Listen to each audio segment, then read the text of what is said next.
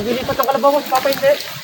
So umahon na naman nga niho ako din sa bukid ni Pudra mga boss madam ko dahil nga niho ako'y magdadala ng pakain din ng tilapia. At para nga din humanggulo sa mga taong nag-uuling din. Tatlong pamilyahan na nga niho ang nag-uuling din sa bukid ni Pudra. At unang bungad ko pa nga lang ho din ay nakita ko na agad yung aking hipag na nagpuputol-putol ng mga sanga. Malaki ho talaga ang pangangailangan yan dahil sa daming bayari. At din nga niho dumiretso na ako sa kubo. Ay grabe naman aring manok ni Pudra. Sarap itinola. Sarap sana na rin pang ulam. Ay kasi wag na lang at baka ako'y malapad ni Pudra. At pagdating ko nga niho dito sa dampa ay may chinismis agad yung aking pamangkin. Kung ako nga daw ho sana ay sumaka kahapon ay di sana nga daw ho ay nabidyohan ko yung nadaganan ng uling at tito yung gunya. Ay sayang nga sana naka 1 million views din yun. Tapos ko nga niho makipagmaritisan dyan sa aking pamangkin ay dumiretso na nga niho ako dito sa fishpan para nga niho pakainin ang aking mga alagang tilapia. Sa ngayon nga niho ay sila muna ang aking pakakainin at soon ako naman ang kakain sa kanila. Magastos din ho pala ang pag-aalaga ng ganda ring tilapia lalo na nga niho at katatakaw. Pero ayos nga lang ho iyan na sila'y magtakaw para naman nga niho masarap silang iihaw. At dini nga niho kahit aring dalawa kong junakis ay enjoy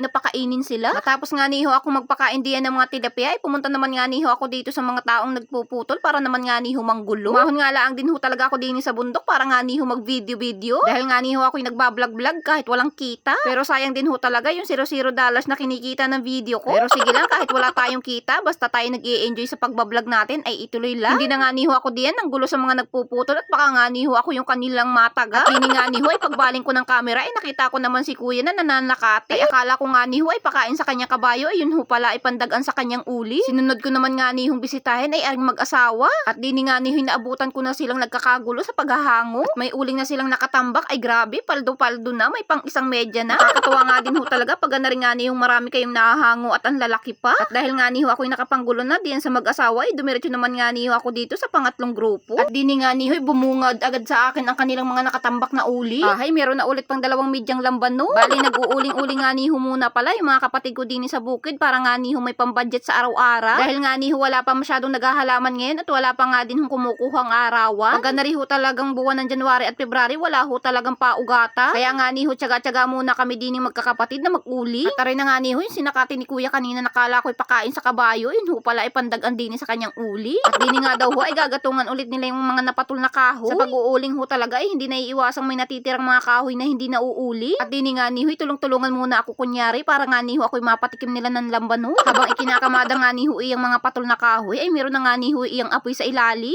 Mabilis ang trabaho po talaga iyan dahil gipit na kami sa budget. Lalo na nga niho tulog namin sa card tuwing Lunes. Ayan, utang pa more. Tapos nga nihong ikamada ay dinagan na nga din ho aring mga sinakating damo. Ilan oras nga lang ho iyang paaapuyin para nga niho maluto yung mga kahoy. Tapos nga niho hahanguin na agad. Hahanguin na nga niho para nga daw humaisabay nila doon sa kanilang nahango na una. Ganun nga din ho yung ginawa na ring mag-asawa. Ginatungan nga din ho nila yung mga napatul nilang kahoy. Habang busy nga niho sila diyan sa kanilang mga ulingan ay ako nga niho muna ay nanguha din ng aming uulamin sa pananghalian. Pinagbubugnot ko nga lang ho aring mga laing na nakapalibot sa aming fish pan. Ay aring nga niho'y kasarapang gataan lalo na nga niho kung may laman. Tamang gulay na nga lang ho muna dahil wala pa kaming pambili.